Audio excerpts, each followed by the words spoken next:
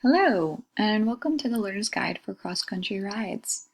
In this presentation, we cover some of the basic and fundamental bicycle-specific preparations, meaning what should go on your bike and what spare parts to carry for your bike, and a little bit of what tools and how to troubleshoot to make adjustments and replacements. So this is a really fun guide. It's going to prepare you for an extended tour on a bicycle. And it doesn't have to be an expensive bicycle, just something that is basically a street bicycle. So a street or a road bicycle or tour bicycle sometimes called has some gears which equipped it for going up and downhill and skinny tires. So that's basically it. Um, Everything else that we're discussing can be added to or adjusted on one of these bicycles. It's very universal, including all the tools and all the parts. First, we're going to start with safety. Safety, of course, is an extremely important element. If you wanted to think about your bike being a vessel, you can think of it like your car in the same ways. So the front and rear headlights, they really keep you visible, and they keep other cars from missing you. So when you're on a street bike and you're riding on the road, that is a very important safety feature, as well as the reflectors. So with the lights, we recommend something like 100 lumens. That's going to get you a little bit more visible in extreme weather and in nights, which you may not plan on riding in, but end up being caught in. And then reflectors need to be in specific locations as specified by your state governments. But universally in the United States, you have the front and rear reflectors. You have to have a side reflector on either your pedals or your spokes or rims. I would definitely recommend all three. There is just no value that can be assigned to your safety. You could also think of a bell as being something like a horn on your car. You don't use it every day, but it is really handy to have in certain situations. And it is definitely helpful for alerting pedestrians and other cyclists you're coming their way from behind or from the side if you don't think they've seen you. It's just another element. Having a roof of a car is nice, so is having a helmet. That one doesn't need to be explained.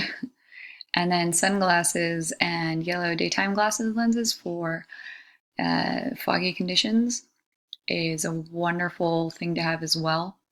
You can think of them as a windshield on a car, so that is why I'm including them. Protecting your eyes is very important here. So moving on.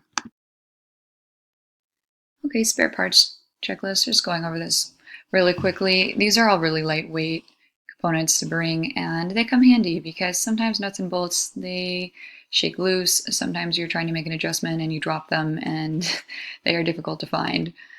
Spare spokes, they don't weigh a thing, and it's good to note that your front and rear tire will have different sizes.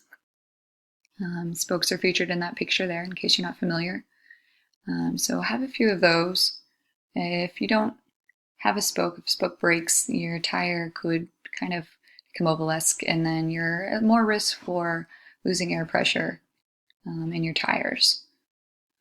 You want to have some spare tubes and even a tube repair kit, but some spare tubes, 2 to 3 minimum on an extended tour. It's just a very important, very easy, very affordable extra part to carry. You got to have some spare batteries and a battery charger for your electronic devices like your lights. You just do not want to run out of light in any situation. And that's definitely worth taking. Both mechanics and guides and cyclists would agree. And then spare derailleur or brake cables. That made the list. If you're not familiar with how to line cables, it's something you could easily learn. But it's definitely a notable piece of equipment to bring in excess because you do use those cables to communicate your actions with your bike. So Not having them would eliminate your opportunity to change gears or brake, which could be trouble. So those are all great. Tools to bring. These tools, again, are very universal, and they'll help you make adjustments and repairs along the way, and they'll help you tune up the bike beforehand.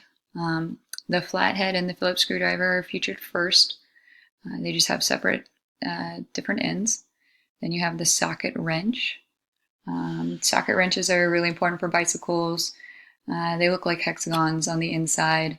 And for a bike, you're really going to need either the 8, 9, or 10 millimeters. So you can consult your online personal bicycle user manual if you want to be sure about any components, but having an 8, 9, and a 10 doesn't hurt. And then you also have this Allen wrench featured. It looks kind of similar. That, of course, is a tri-tool. So this one carries a 4, 5, and a 6 millimeter Allen key on each angle, and those are practical sizes for a bike as well. The nipple wrench, that is the little guy over there, the spoke. So that helps you change the spokes we were talking about on the wheels. The small tool, it's an easy process. Just give that a YouTube. And then if you would like, you can actually just invest in this bicycle multi-tool, and that is all the tools listed above. So multi-tools are very handy. They're extremely lightweight and affordable. If you already have the tools above, the advantage to just carrying those is you do have more leverage with the bigger tools. So either way. And then the tire levers, that helps you pull off the rubber tires, make a tire change. And then there is a simple tire repair kit. So you can see something like $5. So just carry both. Okay, lubing up. This is a very practical measure. It keeps everything moving and functioning properly. Doing a good job of lubing and lubing constantly on a tour, it just increases speed and keeps you going. So the front and the rear derailleurs, that's a mechanical component that moves the chain on the drive chain when you're shifting gears. So there are several parts that move. You want to lube any part of your bike that moves, any mechanical part like this. So that includes the front and the rear brakes too, because the brakes have a mechanical component that are connected to your gears that you can control. So the chain, you can hit that in 1 or 2 spots and roll it through with the pedals. And then you have also the quick releases for your tires and your seat. It's not a bad idea to hit that, wipe off the excess, and any bolts or screws. All right, and then the tires. So simple knowledge and a routine check would be to inspect for gashes or wear. If you're seeing a color change or you lost the divots in the tire, it's probably a good idea to just simply replace the tire before the trip. Having new tires really presents a lot of ease at mind on an extended tour, and it's just a worthwhile investment. Also, knowing your tire pressure is important because on a bike tour, you'll be doing a lot of miles. You need to check that almost every morning. You'll also have extra weight, most likely, on some of your saddlebags in the back. So you're going to want to keep that at the higher level PSI recommendation.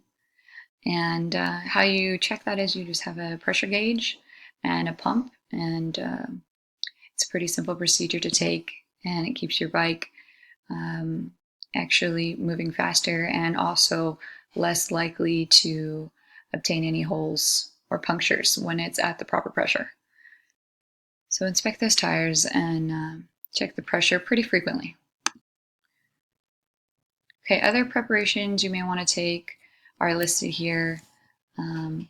Of course, we don't cover everything. This was just the bicycle specific manual. But take your time and always know how far you are from civilization and pack accordingly. Hope you really enjoyed this presentation. Thank you very much.